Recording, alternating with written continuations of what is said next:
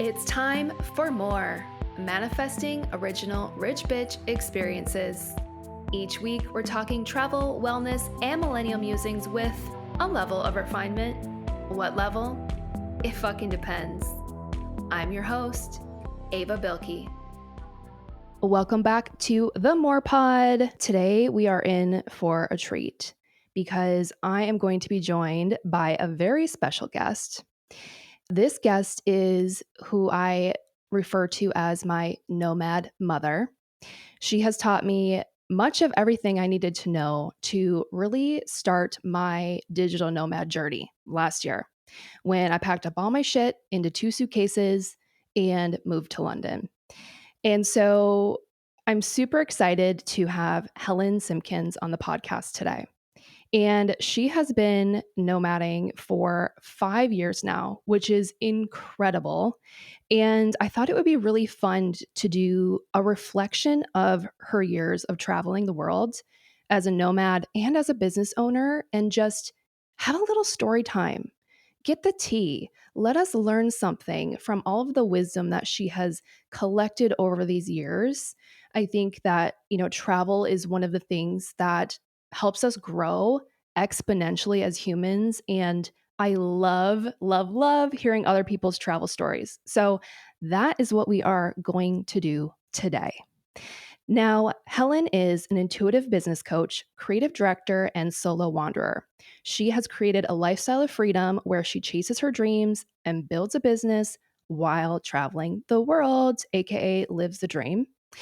It's through this journey and combined expertise that she has unlocked the secret to building stability in the nomad lifestyle to really allow us to fly free with ease on the pathway to finding our life's work, building a personal brand, and following our destiny. So, with that, Helen Simkins, welcome to the More Pod. Hi. Oh my God. I'm so excited to be here. I'm so excited to have you. This is going to be so much fun. And you're looking lovely. Thank you. Helen and I both have this curly hair that we bond over. And we've washed our hair today. So we're looking cute, even though you can't see us. Helen, you and I, we first met on Instagram. As usual, of course. As usual, of course, but also not always so usual. No? I remember I was searching, when I discovered you, Helen, I was looking at pictures of Portugal because I was like, I feel like this is a place that I might like to spend some time.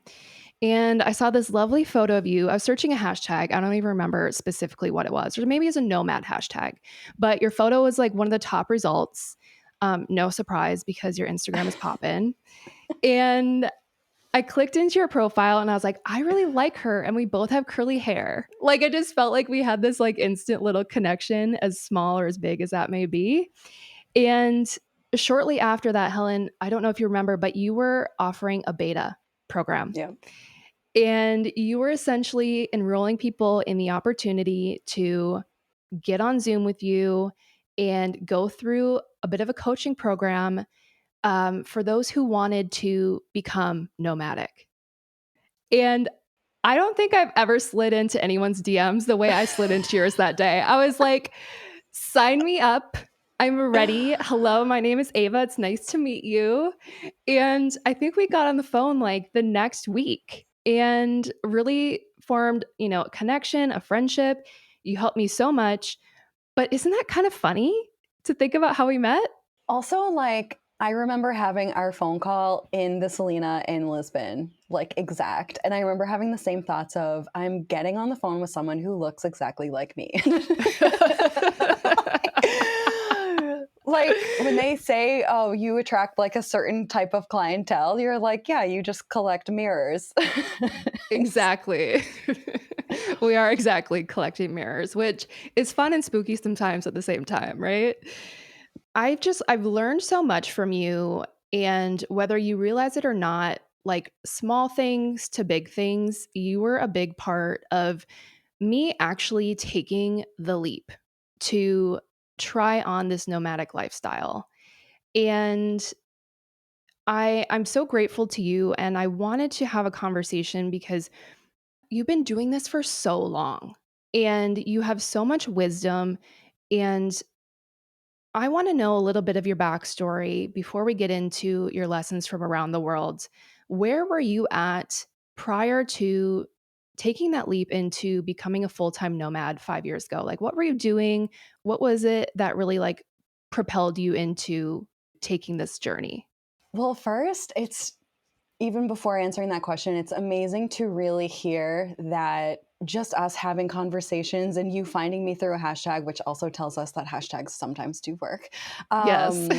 That just a little bit of FaceTime together and giving you little tidbits of information that probably came so natural to me, right? Really Yeah. actually encouraged you to take that leap. And I think that's one thing we all have to remember as humans and entrepreneurs, that you really do have a voice, and it can impact many people without your knowing so. So for me, and also like just hearing Take the Leap, I that was the first domain that I wanted to have. I was like, I'm gonna be taketheleap.com. No, it's Hell already taken, yes. and there's like a little leapfrog logo. So we won't go there. But it's so funny when it comes up repeatedly like that. Okay, so my nomadic journey launched with a classic Saturn return. Worked my whole life in creative, graphic designer, art director, creative director, etc. And I was one of the leads on an account, and the company lost that account, so I went through a big layoff. That big layoff then, which actually was so perfect because I was in New Zealand at the time that that layoff happened. Wow. And had I had brought my computer with me, maybe I would have just stayed. It was Yes. kind of like the universe has spoken. This is it. But once that happened, I was dating someone at that time. And when I was home, we soon realized we are not a match and we broke Mm. up. And that was really devastating. And then, as well, what really supported my nomad journey in the beginning, and actually still now too, is I'm able to rent out my apartment. And that's been a lifeline. That has been Mm. like some nice predictable income that I know, of course, a lot of people don't have. I had already rented that apartment out until the end of the year. So all of a sudden, within 2 weeks' time, I was laid off, heartbroken, and homeless. Wow. And so I packed a carry on. And to be fair, I was a little already experienced in living nomadically, just because when I first started Airbnb being my apartment, I realized how much money I could make in a single weekend, that I would just start crashing on my friends' couches. I'd go away for the weekend. I'd buy plane tickets anywhere. I was like, hey, it's better for me to just get out of Dodge and make some extra income this way. So that was actually really helpful for me to just kind of navigate living out of a suitcase early on before it really turned into this, worldwide adventure. So once that happened, and I'll say this, and if for anyone who's listening who's wondering what they should do and if they should travel full time and this and that, I want you to know that it's not this do or die thing. And I was just very curious, and I said, you have all the freedom and choice in the world. You get to decide. So what I did was I picked up freelance clients, through, LinkedIn. Remember when we only had just LinkedIn? There was nothing else. Yes. There was no Well, other way to get clients the but simple connecting with life. your old colleagues. So I did that, and I interviewed at some places, and I even took some temp jobs. And it was through that, taking temp jobs and realizing I can't work for anybody else. I hate this. I don't want to commute. I don't want to wear public clothes all the time. I don't want to have to get dressed up and commute into the office. No. And the ability, maybe I learned a little bit more in what a great salesperson I am, or something like this, right? Building connections with people that I have over the years, and that kind of networking was really able to build a freelancing clientele. And I remember I got a gig and I made $12,000 in 3 days Ooh. doing the easiest work. And I was like, well, fuck, let's just go. Let's just Right. go. So I had the choice, and my Airbnb was going to be open, right? It was around September. And I said, you can either go back into your apartment and, I don't know, figure it out.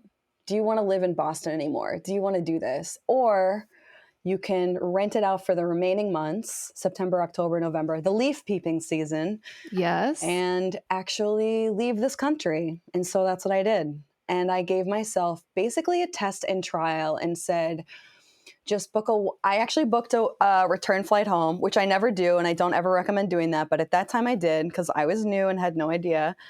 And I said, at the end of this trip, when you come to this return flight to go home, you will know if you could have kept traveling or if you're dying to get back.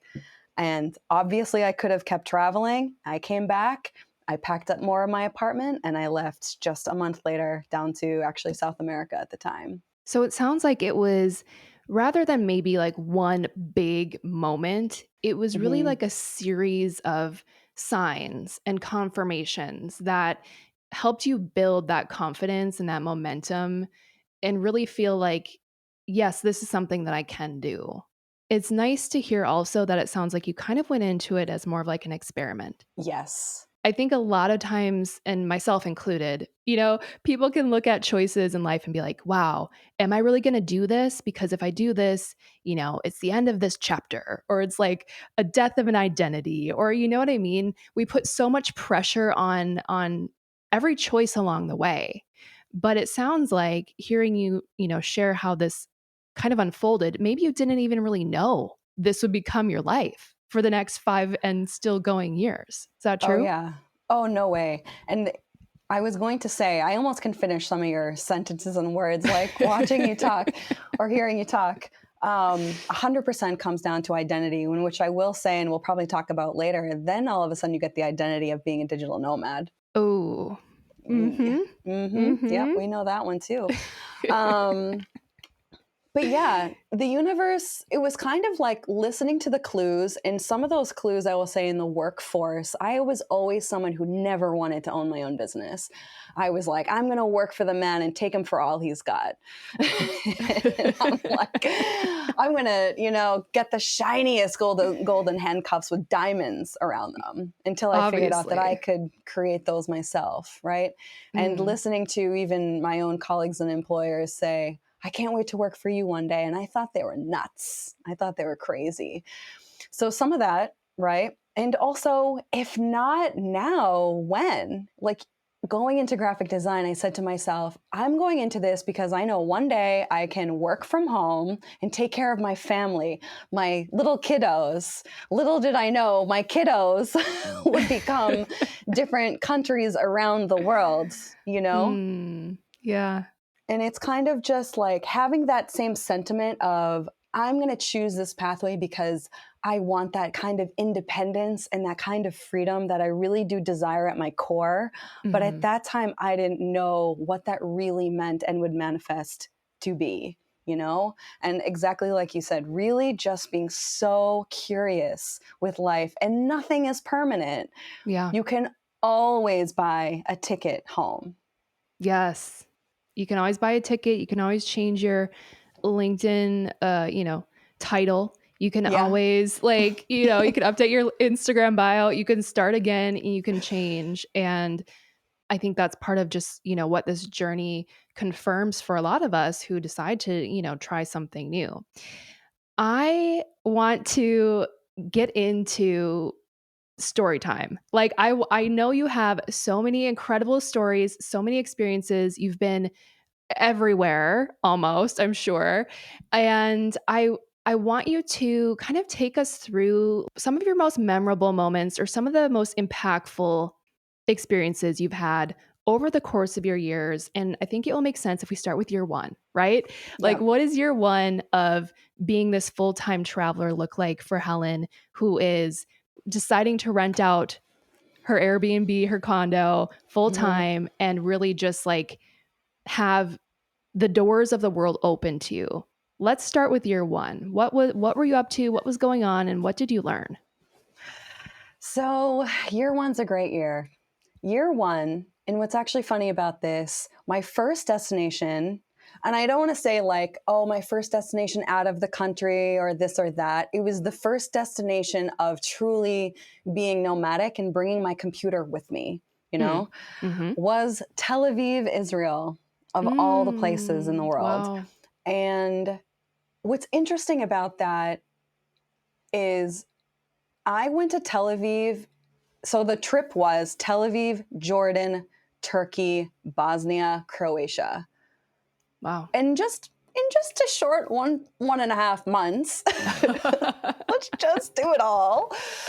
But the reason why I got turned on to this, to going to the Middle East, was actually through Instagram, in seeing other photographs of other travelers and clicking on these destinations. And I think it was honestly looking at Petra and Jordan. This is going to make me sound really dumb, but I was like, I had no idea this place even existed. Mm-hmm. And I was like, we got to go. We got to go see what this place is about.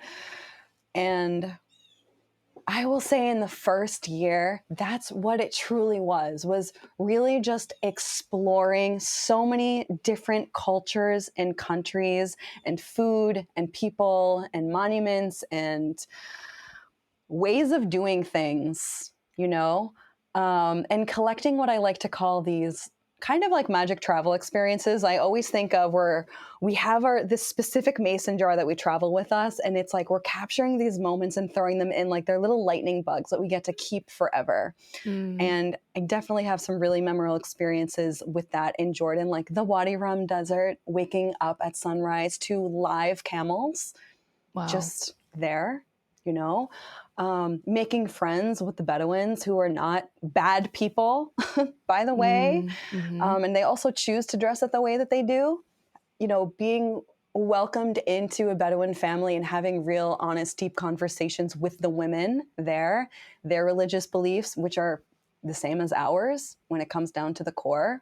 Being in Cappadocia, Turkey, and seeing those hot air balloons. I mean, come on, that's on everyone's list. And it was actually on my vision board when I was in my 20s. I went back to my vision board and it said, oh my God, that is actually Cappadocia, Turkey. And I had no idea when I cut that piece of paper out.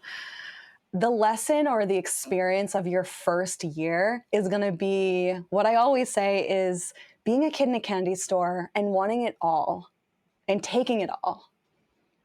And having no guilt about that either.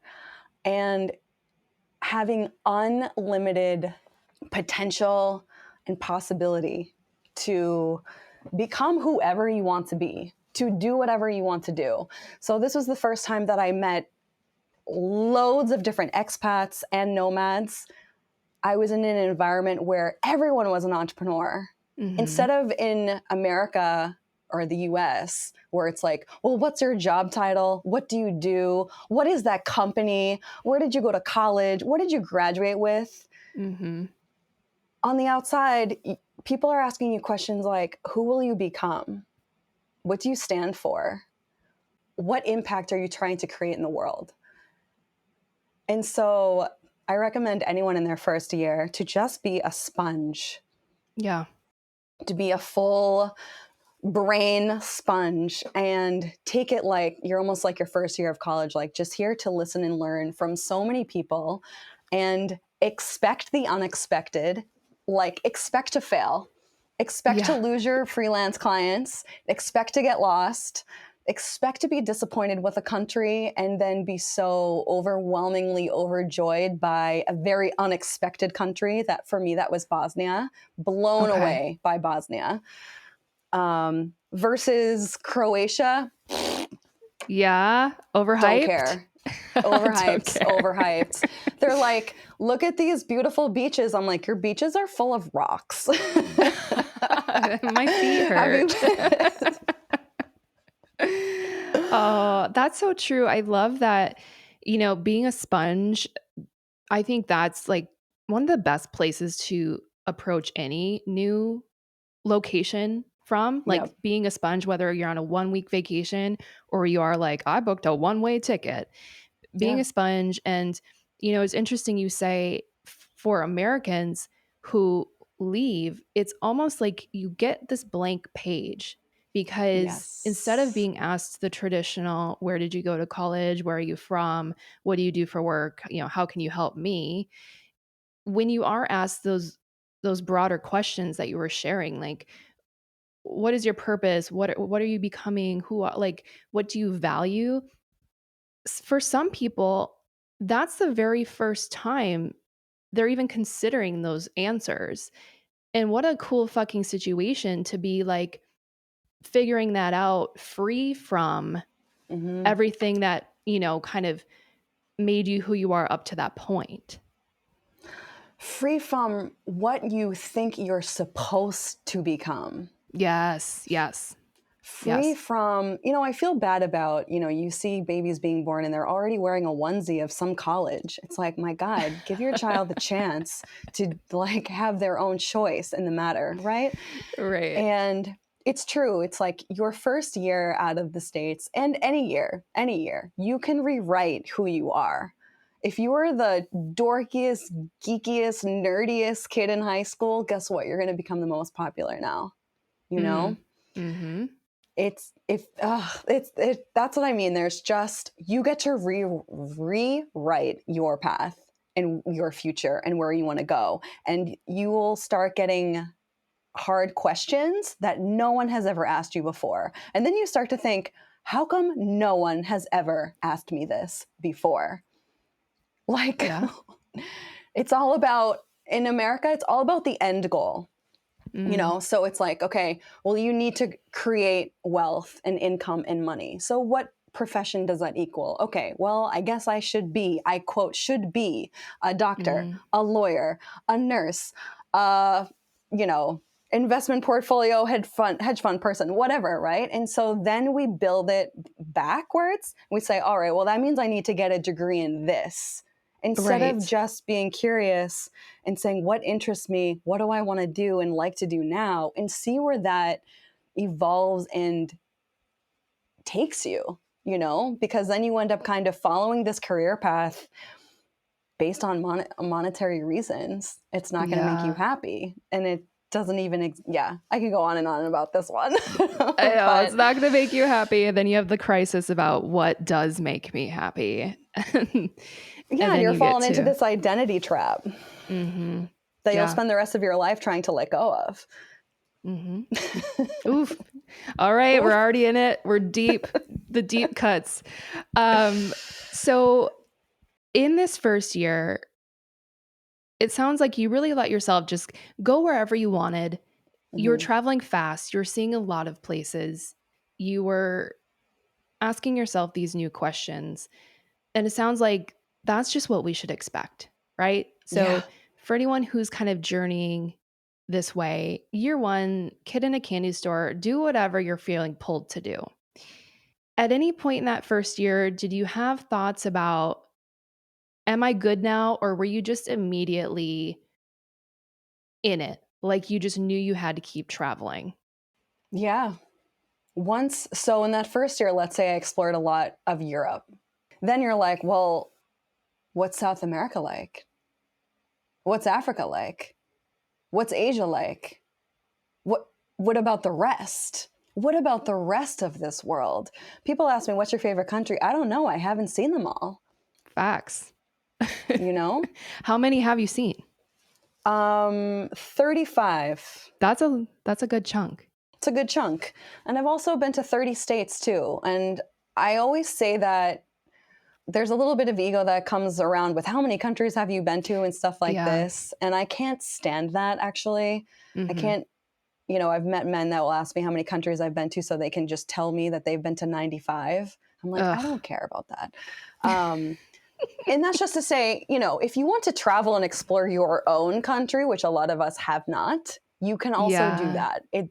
Don't think that you must go to a specific amount or specific places just because society has made them these dream locations, like Santorini, right? Mm. You don't have to travel to a very overpriced island in Greece that chose to paint their domes blue because everyone made this like a Hallmark card, right? Totally. It's like, sorry. Because when you actually meet people from Greece and they say, Helen, you have any idea what it's like to finally leave your country at age 18 and just know that the whole world just looks at you like a vacation spot? And I said, yeah, that must be pretty tough. Yeah. Yeah. You're more than just a blue dome. Right. And there is something to that, like the Instagramification of travel and the Hmm. destinations. And I run In into that sometimes Hollywood. too. Oh yeah, in Hollywood, big time. And I don't think I actually finished answering your question for the listeners Oh for yeah, we'll year go back. one, lesson one. I know, because Yes, we can just keep going. it's true. To embrace your first year fully of nomadic travel, be Mhm. full of curiosity, have absolutely no expectations except to for shit to go wrong, to things to go unplanned, to struggle working on different time zones, to face deep FOMO, to be so undisciplined that you might lose your job, you might lose money, you might have to call home and say, Mom, I need you to wire me some money, or I need to go home, or I need to book a hostel that's for a cheaper fare. Mm. But this is it. So we can kind of look at being in America kind of like the Truman Show, right? There's somebody that is telling us what time to wake up, what to eat, what time to leave to go to work, where to sit at work, what to do at work, what time to eat lunch at work, then, et cetera, et cetera, et cetera, et cetera. All of a sudden, you have so much freedom. You don't know how to handle yourself. Mm. You don't actually know what you want. You don't know how to create your own routine. You don't know your best productivity hours or levels. You just really don't know anything. So it's this huge journey of really becoming self-aware, understanding yourself, and navigating that. And so that's why I keep going back to being curious, because it's really easy for us to say, damn, you should have done that better, or right, or you did that wrong. But it's not, you're not doing anything wrong. You're figuring it out. Because the first Mm. time, like, you actually have the chance and the choice to, which reminds me of like a big question people would always ask me is like, well, what about your taxes? I go, what about my taxes? I I go, probably asked you that at some point. it's like the top biggest burning question for a new nomad. What about your taxes? I go, it's the same as when you're self-employed. You just take care of it. But we're so used to working for the man, for corporate, that is like, Yeah. well, I pay for your health insurance and I pay for your tax. I'm like, well, they don't pay for it. They just handle it by taking it out of your own paycheck. But Right. imagine, like, it's like, so being nomadic just teaches you how to be an adult.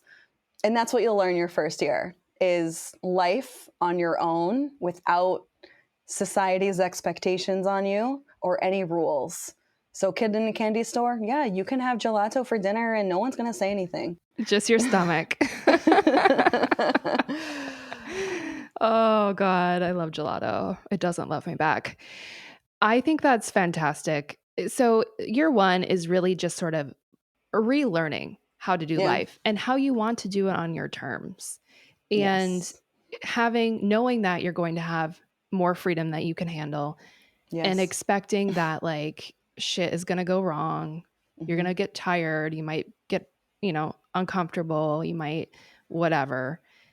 After you kind of had those moments, you're in the Middle East, you did some of Europe, you're kind of figuring out your schedule, your lifestyle. What did year two teach you? Year two was a little bit slower, kind Okay. of, sort of.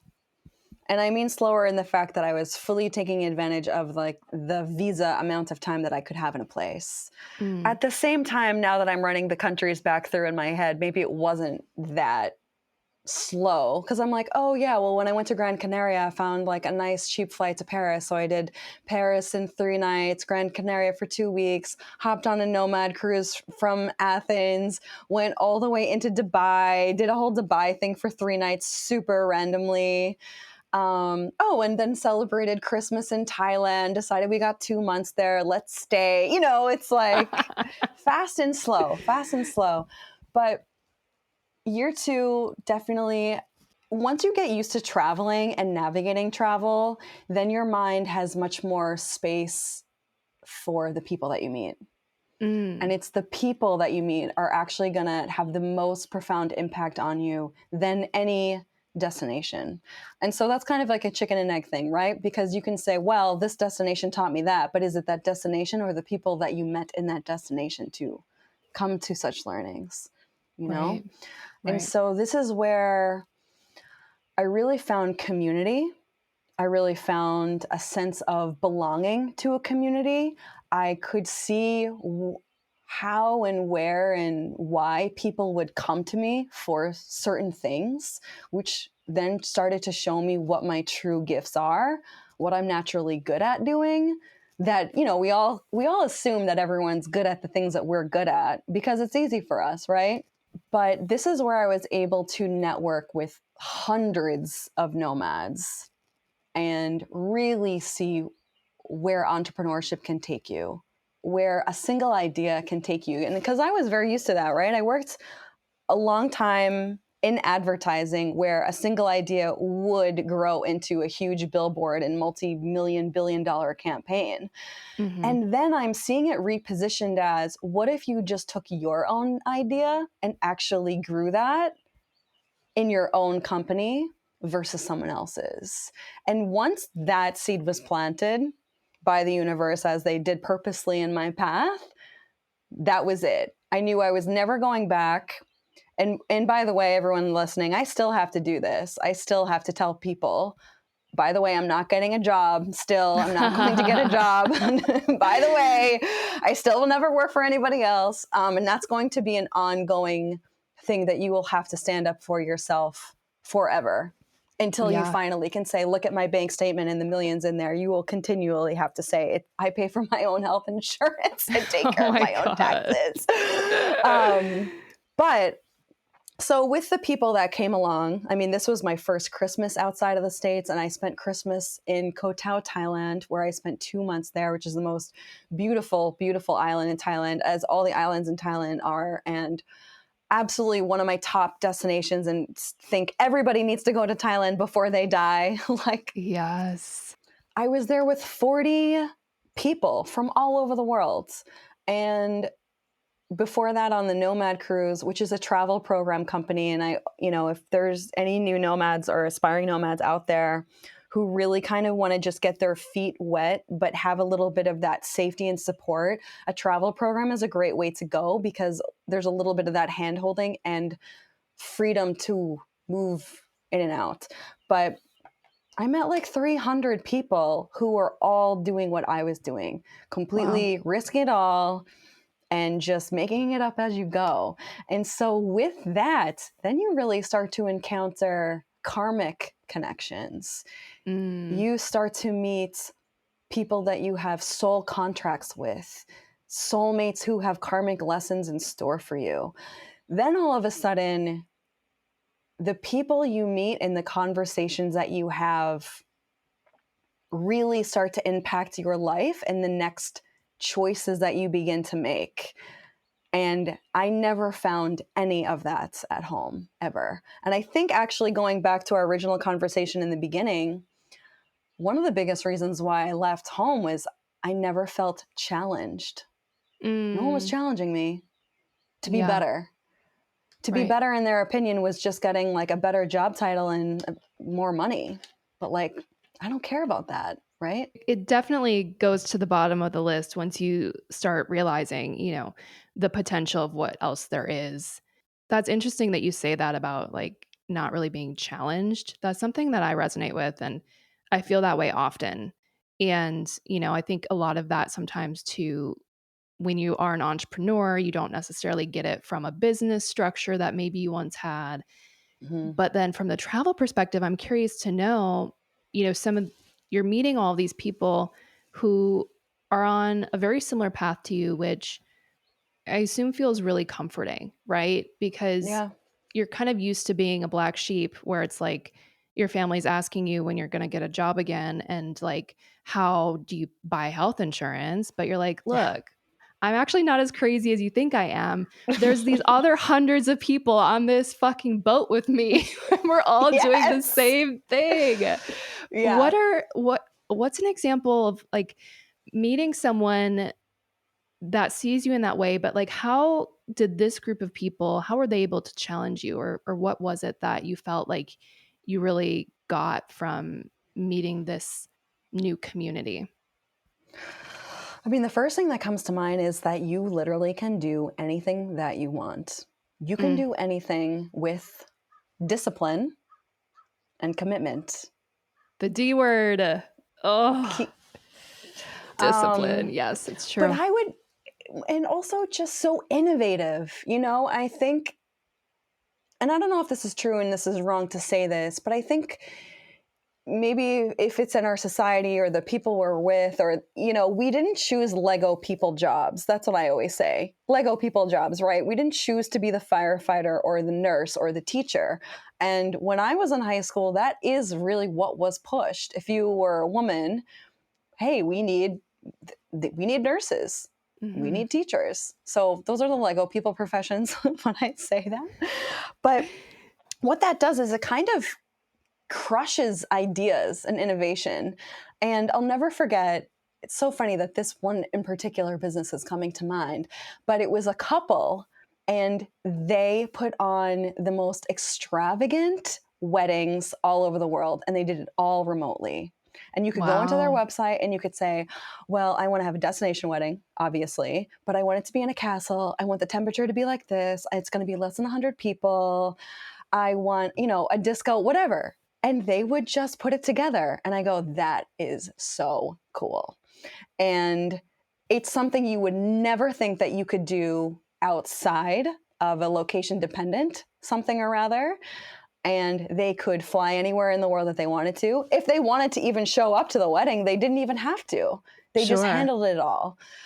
And for me, who's, very creative in design and always wish that I could have had maybe an interior decorator lesson or I don't know, something like this, it really just starts to get your mind going. Even to another point, this one person I met, he taught, people how to Airbnb their place. He put that on Udemy and Yeah. made loads of money doing it. And I go, I would have never thought. This is going to sound so insane. I had no idea that you could just make an online course. Sure. And then I met like 400 people that had an online course just collecting bills monthly. And I'm like, are you stupid? Like, what? Like, why do we keep going to college and learning all these new things when I could actually just teach what I know now and make money doing it?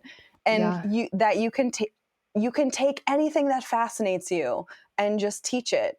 And it's in your own unique way and how you do it and whatever that special sauce and that niche and your positioning, but that really got my wheels turning and that's how Mm. I ended up creating in the beginning. I was like, okay, you've got 5 different business ventures that you could do. Which one do you want to do?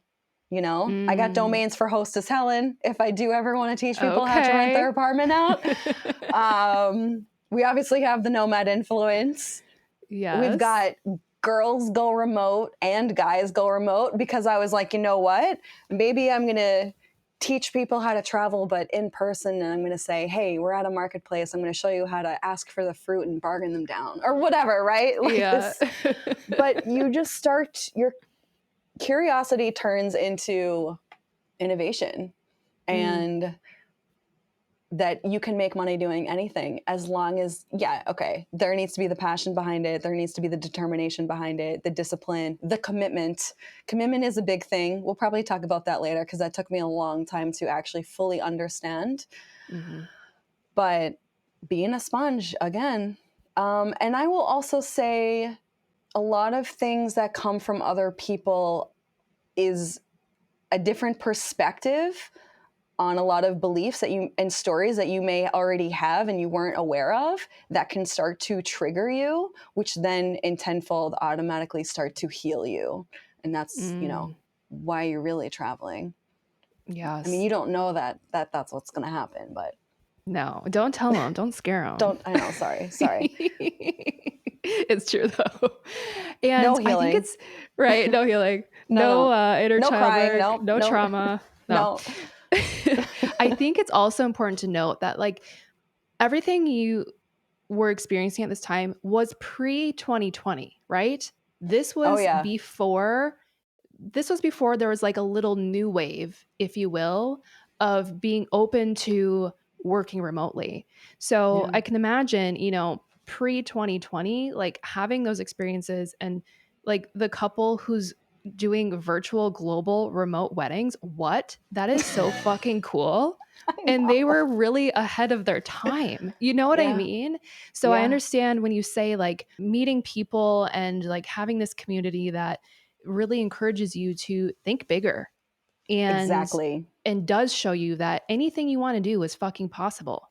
That is that I think is one of the biggest keys to creating your own freedom lifestyle because and this is why I think it's important to have conversations too, right? Like sharing stories because it shows people what is possible. If you haven't met this couple yourself, hey, now you know now you know about this. And it's all through just sharing our experiences. And so I think that's so cool that you were like very much like ahead of this. And of course there have been, laptop warriors for years and years and years, right? Sure. But I think there was a little bit more of a door that opened for people who maybe weren't like so underground with it, right? Where it is becoming a bit more of a normalized lifestyle now, which thank God, but it's still not normal. You know what I mean? Yeah, it's so funny you saying, I always forget that I forget and then I also harp on the fact that I'm pre 2020 Yeah. because one of the things that where this community has bonded so well is because before 2020, this was a real risk. This was, I'm going to ask my employer if I can work remote, or I am going to just quit my job and I'm going to risk all of it, everything on me, on my talent, on my ability. Okay. This was something that you would have to have a weird conversation with maybe your significant other or your friends saying, I don't choose your life. Right. Yes.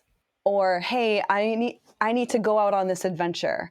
I remember when me and my ex at that time in the beginning when we broke up, kind of telepathically saying to my friends, I tried it your way, but now I have to go do it my way. Like I was following the societal brick road to get married and have the kids and the white picket fence and whatever, but that crashed and burned. I need to, fly free. So going back to community, this is why we are so bonded because we all put ourselves in a very vulnerable space to risk it all and to then Mm. find each other on the other side, to feeling like such a complete misfit at home, but knowing there is this urge from our soul to just get the fuck out of Dodge. Yeah. Whereas now, when I meet new nomads, some of them I can't stand because the opportunity just fell onto their lap. They never had to fight for it, Mm. And so they take advantage of it.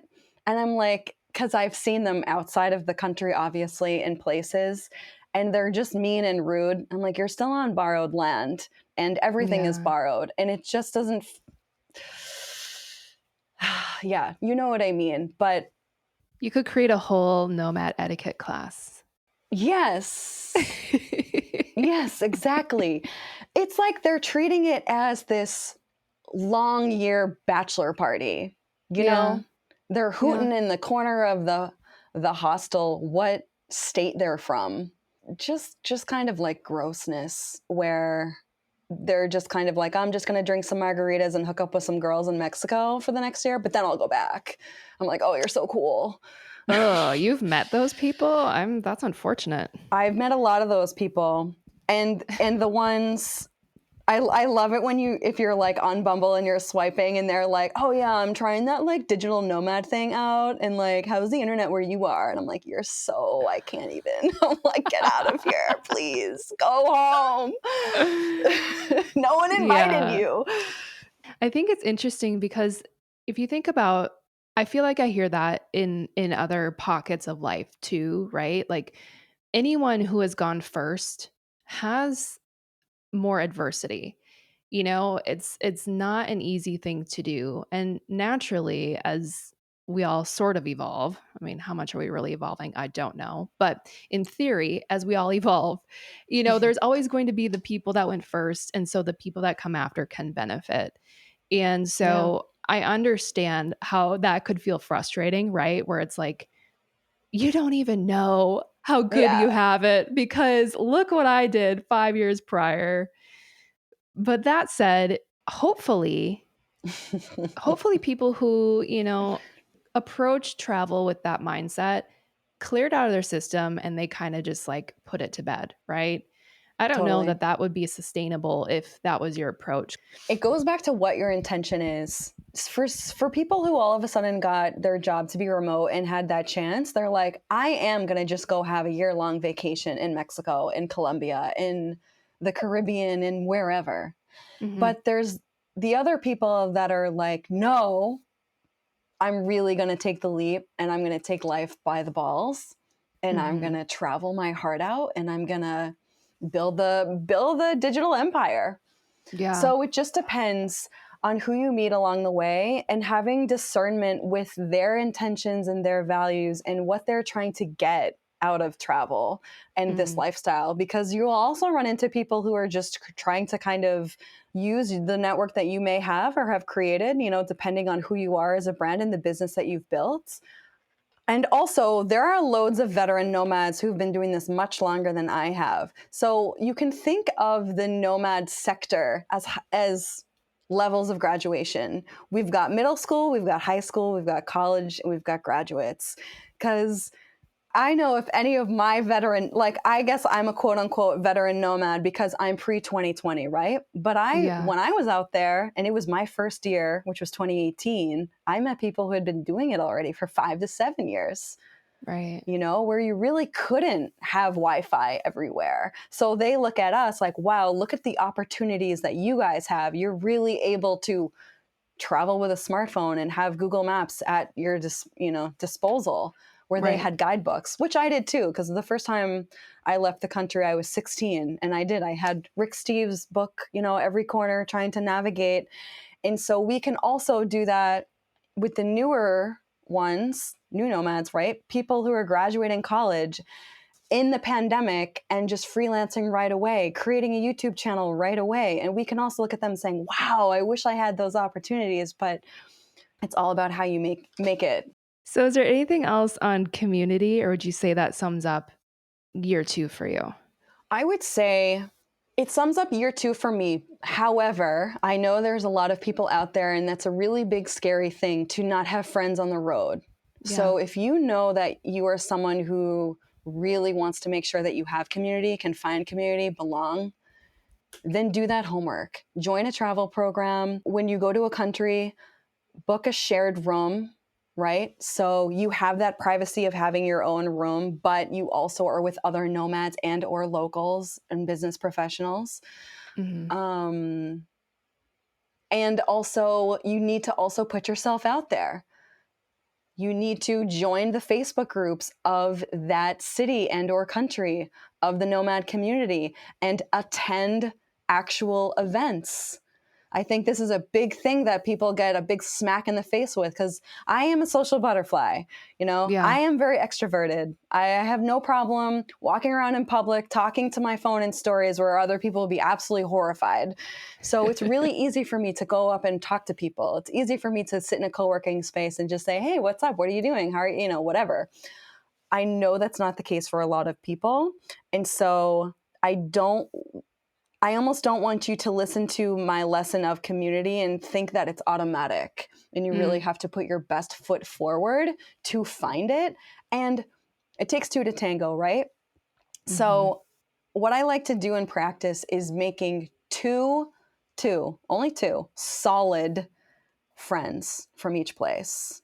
Not a million, not five, not I need to go to every event that's going on, just two. And what does that mean? That means reaching out to them and saying, hey, would you like to meet up for a coffee?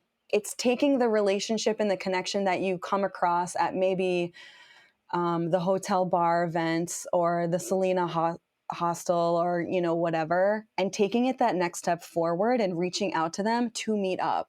And that's with, what we call nomad business besties, right? Yeah. Say, hey, I love the conversation we had the other day in the cafe. Let's connect again. Let me help you, right? Doing unto others. And then you will actually meet true connections, and you're going to be really surprised by who these people are, and you will have them forever. Because me, now I have friends from all over the world, and everywhere feels like home. There's no one place where these people are gathered. And it's Right. going to be the most important thing for you to make sure that you have at least one friend that you can go out with, you know? Yeah. So networking, not wide, but deep, Yeah. and really taking the time to form those connections, because it is cool. Like in my life, I've seen this kind of start to happen a little bit, and it makes the experience so much more enjoyable. Hmm. Like sure, as a nomad, you'll spend a lot of time alone, and like that's also really enjoyable. But even as much as like you get used to spending time alone, it's nice to have friends. It's nice to have people you can meet up with. But I love your prompt for really like making that effort, because it's not going to happen without trying. Yeah. Like it's definitely not going to happen without trying. And I think it's just a good reminder, whether you're interested in traveling or not, because as adults, it's hard to make friends. And it's really Hmm. hard to make friends if you sit inside and work on a laptop all day. So I think that's great. Yeah, and some other tips in that realm. I like to work at home. I mean, I'm a crazy person and travel with an actual monitor, but I make it a point to once a week go to a cafe and work, or go to a co-working space and work. So I am with people, and I have that opportunity to meet people. And it will take a lot of people that type of courage to do something, put themselves in an atmosphere where they're not going to know anyone. So an example I'm thinking of is the hikers. There's always a community of hikers, and they're always going on a hike every Saturday. And your ego is gonna tell you, I don't want to wake up at 5 a.m. and I don't know if I'm gonna make it, and I don't know anybody who. Just go. Just go. The louder the self-talk, the more you need to just fucking go. Go to the event by yourself. It's when you're by yourself that you meet the most people. Oh yeah, absolutely. And just like everything, it's flexing that muscle. I will say, I think the best thing about traveling as an entrepreneur is you are in constant situations with your mind doubting you and of that fear of rejection, just like you would in business. But in travel, you get to squash it all the time. So you're constantly reminding your logical mind that you are safe, you are seen, you are not rejected. And because it's the same, right? There's no differentiation between how you are in life and in work, at the grocery store, like anything, right? So the Mhm. more that you can flex that in person, in real life, the better you're going to be in business when Yes. that other hard stuff comes up. Mm. Putting yourself out there. That's what it is. And that's the healing we're talking about. You are safe, you are seen. Just go out there. Cry it out. It'll be okay. Cry it out. Cry it out. Oh gosh. Okay. So year one, we're just kids in the candy store. Year Yep. two, we're getting into really finding community and building those deep connections that ultimately enrich that experience, all of the experiences. Because Mhm. like you said, it's not just the destination, it's the people, it's the things you do, the things you experience, conversations you have. Where did you go for year three? Year three, well, okay, now we're going past pandemic time. I'm pretty Okay. positive. So year Okay. three is going to be 2020 to 21. So when the pandemic happened, so we were just in Thailand, and then we went to Bali, and we decided to stay. I was a pandemic Bali babe for Okay. 7 months or 8 months, and that's when everything happened. And I remember telling the world, "Told you it could have all been in an email," and that's when everyone the eyes, everyone saw what could what they could do with their lives. Once that happened, I eventually came home, and then I went to Turks and Caicos for no real reason, just because I wanted to, and then was over to Playa del Carmen. And so at this part of the journey, when you're, let's say, in your third year of traveling, you're a lot more strategic as to where you're going to go, because you're going to say, okay, winter's coming. I'm going to Mm. choose to go south, right? Now, what Hmm. time zone do I want? Bali told me the graveyard shift really, really sucks. My mental health really suffered there. So the next place I chose was going to Mexico, which I'd never actually been to before. It's like, it's so close to your country. You're like, I'll go there later, you know? Yeah.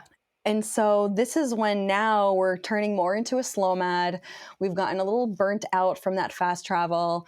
Bali showed us what it's like to really create a home for a long time, even though it's like Groundhog's Day. And by the end of it, I was like, if I see one more palm tree, I'm going to kill myself, because you're just like, I need some. So, you know, it's like, if you're this kind of person that loves adventure and travel and mixing it up, you can be somewhere for too long and say, oh my God, I gotta go. It's that like mix of life. So in Playa del Carmen, this is where the real healing happens. And that was in the relationship healing journey. So we went from traveling fast to then building a community and really networking with that community. And then all of the triggers coming up with men and relationships and the balance. And I'm going to say Playa del Carmen specifically because if anyone's been down to that area, right, Tulum and whatnot, there's a lot of energy. And it's a lot of feminine energy there. A lot that you really can't anticipate until you've spent some time there. And this is when I first was introduced to medicine, like ayahuasca, and seeing more, let's say, signs of the universe and being triggered by multiple people and really, really understanding, okay, now there are specific people that I meet in my life and they come in for a reason, even if it's just a conversation in passing, 3 nights, 3 months. Now you're really learning. You're not traveling anymore. This is just your life. There's no, it's actually it's sad in a way, because this is when you start to lose your wanderlust, because palm trees are normal. Oh. Living in Turks and Caicos, if you want to, for 2 months, it's normal. Living in Mexico for 4 months, normal. Deciding you want to take a beautiful free diving photo shoot, photography, whatever, in the cenotes, normal. You know, flying in clients and doing photo shoots, and normal. Now your life and point of view has been so expanded that you can do anything you want.